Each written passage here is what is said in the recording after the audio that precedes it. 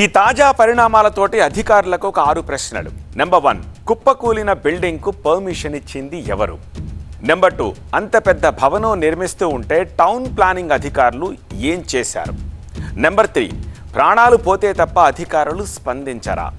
Number 4, Anjaiah నగర్లో ఇలా ఎన్ని అక్రమ భవనాలు వెలిశాయి? నెంబర్ 5, ఇప్పటికైనా చర్యలు తీసుకుంటారా, మాటలతోనే సరిపెడతారా? నెంబర్ 6, ఇలాంటి నిర్మాణాలు నగరంలో అనేక ఉన్నాయి, మరి వాటి పరిస్థితి ఏమిటి?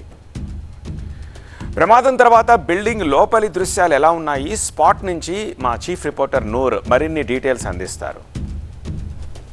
బిల్డింగ్ కొలాప్స్ అయిన తర్వాత చుట్టుపక్కల ఉన్న ఏవైతే నివాసాలు ఉన్నాయో అవి ఏ విధంగా డ్యామేజ్ అయ్యాయో నేను ప్రస్తుతం ఈ దృశ్యాల్లో చూపించే ప్రయత్నం చేస్తాను. ఇది ఒక బెడ్రూమ్. ఇక్కడ ప్రతిరోజు పిల్లలు, మహిళలు, ఇంట్లో ఉన్న వృద్ధులు కూడా ఇదే బెడ్రూమ్లో ఉండేవాళ్ళు. కానీ అనుకోకుండా అదే టైంలో కరెంట్ బంద్ అయింది. ఈ నేపథ్యంలో ఈ బెడ్రూమ్లో ఉన్న వాళ్ళందరూ ఒక్కసారిగా హాల్ వైపు వచ్చారు. ఈలోపే ఒక్కసారిగా ఏదో భూకంపం వచ్చినట్టు ఈ బిల్డింగ్ పూర్తిగా కిందకు పడిపోయిన పరిస్థితి మనం చూడొచ్చు దృశ్యాలు. ఏదైతే ఇది ప్లాట్ నెంబర్ 25 ఉందో పైకప్పు పూర్తిగా స్టీల్ పైన ఆగి ఉంది. ఏ క్షణమైనా అది కూలిపోవచ్చు అనేసి ఆల్రెడీ అధికారులు ఇక్కడ హెచ్చరించి ఈ ఇల్ని కూడా ఖాళీ చేసి వెళ్ళిపోయారు. పూర్తిగా అంటే ఆల్మోస్ట్ శబ్దాలు కూడా పైకి వస్తున్నాయి. మనం చూడొచ్చు దృశ్యాలు.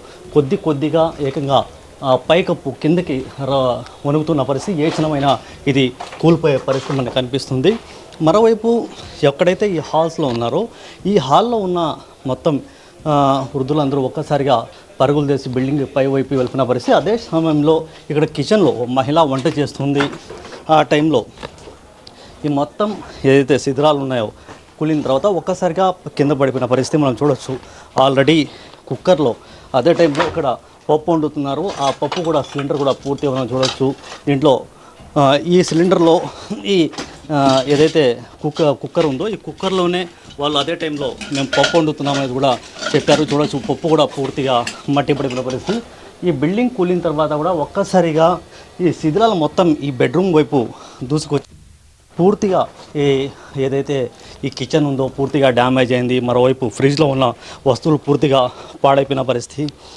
ఫ్రిడ్జ్లో ఉన్న పాలు, ఇతర ఏవైతే కూరగాయలు ఉన్నాయో పూర్తిగా డ్యామేజ్ అయింది. ఒక్కసారిగా భయప్రాంతాలకు గురయ్యి ఇక్కడ నుంచి పరుగులు తీశారు. ఇది డోర్స్ మొత్తం కూలిపోయిన పరిస్థితి. చాలా వేగంగా ఏదో ఇక్కడ పెద్దగా భూకంపం వచ్చినట్టు శబ్దాలు రావడంతో ఈ ఇల్లు పూర్తిగా ఒకసారి డ్యామేజ్ అయింది. ఇంట్లో ఉన్న వాసులందరూ ఇక్కడ నుంచి పరుగులు తీసిన పరిస్థితి. ఈ డ్యామేజ్ అయిన తర్వాత ఏదైతే పూజ సామాగ్రి ఉందో ఆ సామాగ్రి కూడా పూర్తిగా డ్యామేజ్ అయింది. ఈ సామాగ్రి కూడా ఇక్కడ వాళ్ళ భయప్రాంతాలకు గురై ఇక్కడ నుంచి పక్కన పట్టేసి ఇక్కడ నుంచి పారిపోయిన పరిస్థితి. పూర్తిగా సామాగ్రి ఏదైతే గుడి ఉందో అది కూడా డ్యామేజ్ అయింది. సోఫాలు పూర్తిగా దుమ్మైన పరిస్థితి.